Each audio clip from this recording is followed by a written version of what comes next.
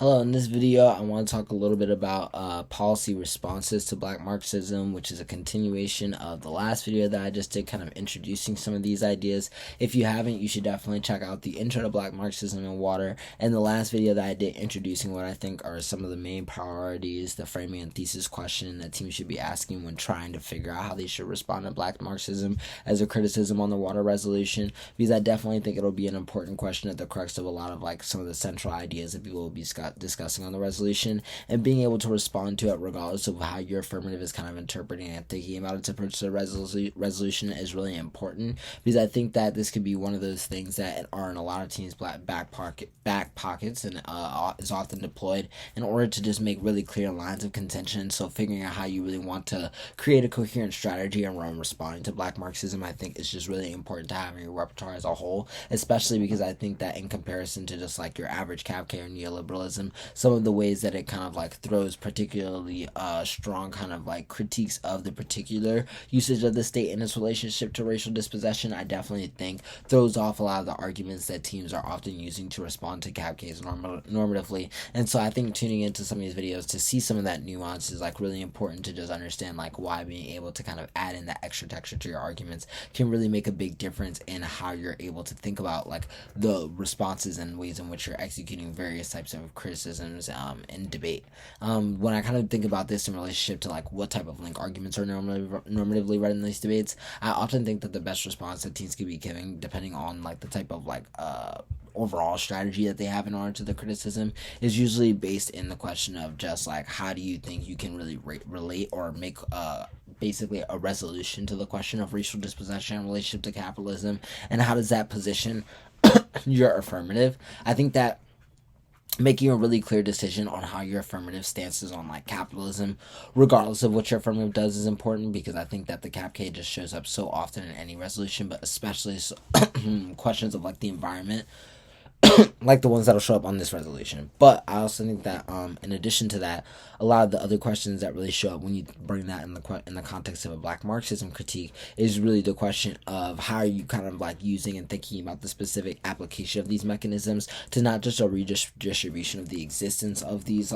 materials and resources, but how do you really come to terms with how these histories of these particular resources are complicated by various types of relationships forged by particular types of historical forms of violence that basically code and basically inform how the ability of the affirmative is to exist in the first place. I think that when you're trying to figure out how to respond to something that kind of asks a question of the affirmative, your place really needs to be in refocusing the question into how you kind of align it with some of the framing stuff that you make above. I think in a world where you really push a lot of the questions about the efficacy of political planning as a particular tool to accomplish and show the viability of the affirmative as a type of strategy that could be taking up and then in the same direction as the alternative, then you can have a lot of flexibility in terms of making link turn arguments that are really based on why the particular discussion that is being raised by the affirmative and the particular way it thinks about policy as a strategic use can be a way to particularly take up ways of refusing and thinking about a different terms to position water than the one that it attempts to privatize and objectify to the point where it is used as a tool of further dispossession. Additionally, I think if you're kind of on the other side of things where you've kind of more decided where you want to be able to kind of just defend the cap debate, etc., I think that you need to go a bit further than just being cap good, cap necessary in terms of responding to the types of claims that are really made on the racial CapK, because I think that a lot of the best claims that people make in a lot of impact turn debate for a Black Marxism K are both made in terms of critiquing basically the efficiency of capitalism as a system, but also the ethicality of it when it is contextualized to its ability to basically not only innovate but also make possible the continuation of things like racial dispossession, slavery, etc. And so I think that being able to kind of respond to that with something differential that explains and is able to basically reckon with the more ethical question of capitalism's presence is definitely necessary in order to navigate how you want to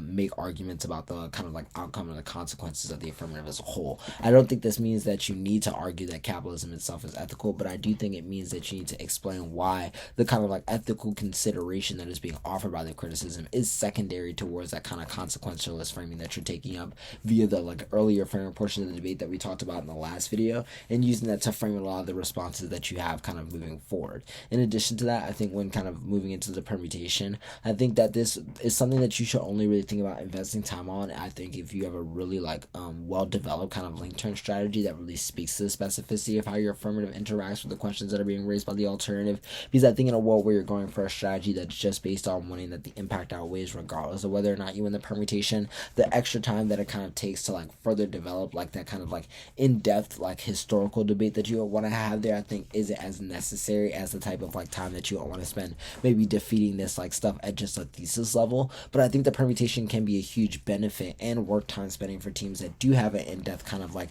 hold on the historical debate between like capitalism as both like an ethical and kind of like material issue, and its relationship to the question of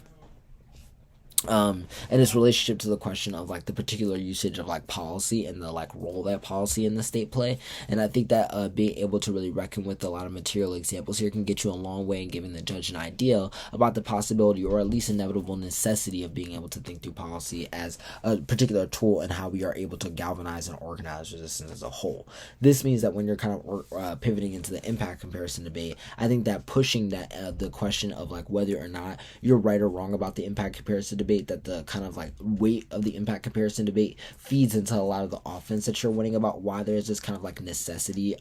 for like the imposition or the usage of policy as a particular tool, make a lot more sense and are able to kind of allow you to get further in terms of you just trying to win that like nothing that they're saying in terms of like their critique of capitalism is legitimate or matters. Rather, I think the better route is to say that if they're right about their criticism, the only kind of way out through that thinking, the only way out to thinking of the way in which kind of like capitalism is like so kind of like embedded into the system is by creating like gaps in which like various types of organization infrastructures can exist, but the law inevitably becomes a tool in terms of making that possible because of the way that it is positioned in terms of responding towards radical resistance in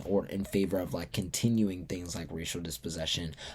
forms of like genocide, violence, etc., all of which I think that you can use to really start to kind of like put and use as like ways to frame why the alternative alone can't really resolve and is historically kind of shown to have like a response that like without proper kind of like framing or organizational structure lacks a real kind of like security against the ways in which the state kind of like violently responds to the presence of different types of movements. And I think by imposing that pressure on the alternative, you have a lot more possibility of making the judge make more sense of the permutation and lapping in a lot of the other arguments that you're making around the flow into like net benefits for the permutation, which I think is this net better overall place to be in. Hopefully this video was helpful for you, and hopefully you'll keep tuning into the videos I'll be doing talking about Black Marxism on the water resolution. And yeah, thanks for tuning in.